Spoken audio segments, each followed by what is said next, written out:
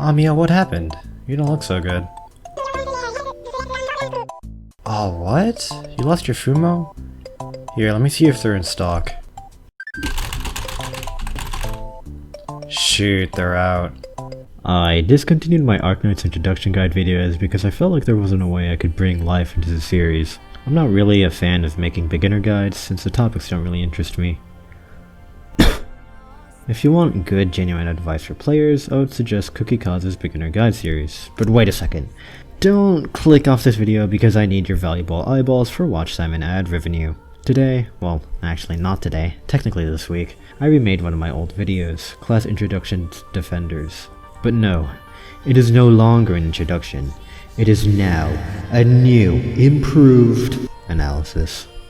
In this video, we'll analyze the Defender class and dive into some niche analysis of usability between certain defenders. As I've stated in the introductions video, defenders are meant to be tanky. They have high health and defense and can tank most physical damage hits. With the block count of 3, defenders are meant to be placed where you'd want your ranged or melee operators to deal damage safely without taking the brunt of the enemy force. Defenders also give you more ample time to kill enemies by stalling them. There is, however, one thing to note about this class. Defenders have 2 tiles of range, or less, meaning they have severely limited range in terms of dealing damage. This issue isn't too detrimental to the class though, as defenders aren't usually your main DPS besides a few exceptions. The Protector archetype features defenders focused on being the essence of tank. Hoshiguma, Blitz, Liscom, Korra, Beagle, and Cardigan are operators that fit into this archetype. These operators have skills that boost their own survivability by either healing themselves or buffing their own defense. Since they have loads of HP and defense, you'd want to deploy these defenders last so that they tank ranged damage and other sources of high physical melee damage. Guardians are able to support their allies by healing them with their skills. Operators in this archetype include Saria, Blumishine, Neural, the dog no one likes, Gummy, and Spot. These types of defenders are especially useful when you don't have any ranged tiles to place medics down. Some stages even ban the use of medics, making Guardians' healing capabilities extremely significant. Some stages even ban the use of medics, making Guardians' healing capabilities extremely significant there. The issue with this archetype comes with the defense buffs they sacrifice for healing on their skills. Combine this with their lower defense stat compared to Protectors, Guardians might be able to tank some hard damage with the burst healing, but their overall survivability is worse than a Protector. This only means Guardians aren't specialized though. The great thing about them is they still occupy 2 niches at once, healing and tanking. Although they might not be the best in either field, in most situations Guardians are usually enough to keep your squad alive while absorbing most of the damage. Just leave the heavy damage soaking to Protectors. Arts Iron Guards are defenders that deal arts damage when their skills are active. This lesser looked at archetype currently only has 2 operators, Asbestos and Durnar. Looking at their overall stats, Arts Iron Guards sacrifice some of their extra padding for attack compared to Protectors. While there's technically nothing wrong with this archetype, there isn't really anything exceptional about them either. Melee arts damage is a nice niche that can often save you in harder stages, and with their relatively high defense, Arts Iron Guards can certainly stand on their own, but their lack of range to actually do the damage hinders your usability quite a bit. Hopefully in the future, this archetype becomes a more viable option for melee arts damage. Unyielding defenders are defined by their trait of not being able to heal through conventional means such as medics or guardian defenders. They can however be healed through other means as if it wasn't jammed down your throat enough already.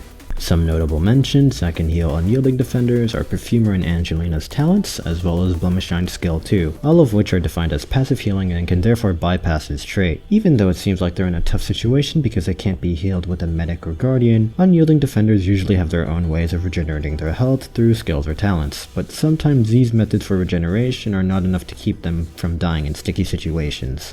By sacrificing their regeneration, unyielding defenders have more HP and attack than usual. Plus, they get an extra 10 arts resistance as a little bonus. These types of defenders are great for soloing lanes. The 2 that we have right now in Global and CN are Mudrock and Vulcan. Amiya, calm down, man. You're destroying the workspace. We can't afford to repair this much. I hope you find your Fumo. Calm down. Where was the last place you put it? It's time for a niche analysis, the fun part of the video where I get to explain operator usability, but this time it's exclusively defender comparisons. This section includes a lot of referencing to contingency contract, mainly because CC is where niches really shine. Also, I get to flex my brain and research power here. Let's start off with the Korra vs Hoshiguma debate. Korra is an amazing 4-star defender and probably one of the very few 4-stars that can actually compete in the same niche as her 6-star counterpart. She is of the Protector archetype, meaning she specializes in tanking. What makes Korra different from other Protector defenders is that she really specializes in tanking. Oh, no, I don't think you get it. She really specializes in tanking. On top of a buttload of defense just based on her stats, her E2 talent gives her even more defense to herself. Her skill 2 at only level 7 practically doubles her already massive defense, gives her 1 extra block, and allows her to recover 3% of her max HP per second. Hoshiguma, on the other hand, has her talent that gives her a 25% chance to block physical and arts damage, blocking being when an operator takes damage they negate it to 0. Her second talent pads all defenders' defense by 6% when she's deployed. Not as high as Korra, but a nice buff to all your defenders.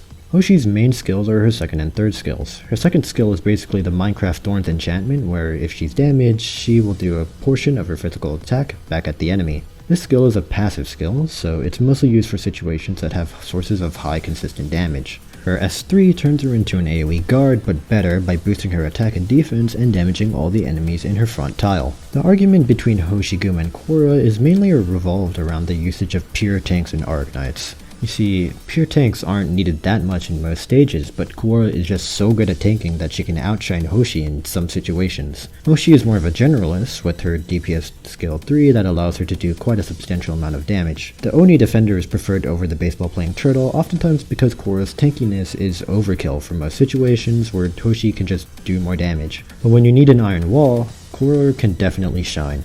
Listgarm is a unique 5-star protector that is infamously known for SP battery plays. Her first talent gives SP to an adjacent operator when she is hit by an attack. Listgarm's second talent adds some extra arts resistance onto her stats. Her skill 1 blocks the next damage source and increases her defense by quite a substantial amount despite being an automatic activating skill.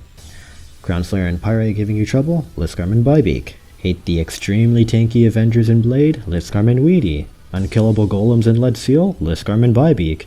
Her first talent is so easy to use and decreases the downtimes of skills immensely, solidifying her niche as the go-to SP charger for most situations.